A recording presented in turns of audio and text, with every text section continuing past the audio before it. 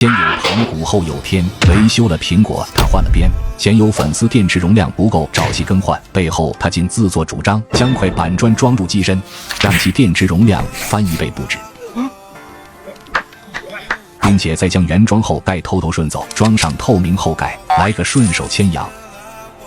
全都要。今天收到一台粉丝寄来的苹果14，经过2年的使用下来，电池健康也急剧下滑，只剩下86%，所以也是被送了过来。咱们也是话不多说，先打开手机的后盖，再断开后盖的连接，然后将电池拆下。粉丝平时爱护的还是比较好的，依次拧下后摄的螺丝，取下后摄，为其装上个定制的沙发，让其起到一个抬高的作用。这里不得不说，身是外国身，新衣是中国新。虽使用苹果，但依旧像更换个雷军同款的透明探索版后盖。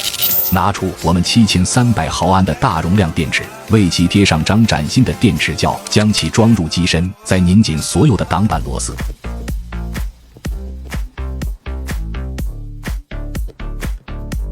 拿出我们6063航空铝材质的边框，为其打上一卷结构胶，让其紧密贴合，再拧紧底部的螺丝，基本就大功告成。连接艾斯，电池容量也是成功的来到了7300毫安，无线充电以及其他原有的功能都和之前完全一样。要是你的手机也可以改装，你觉得你可以做到几天不给手机充电呢？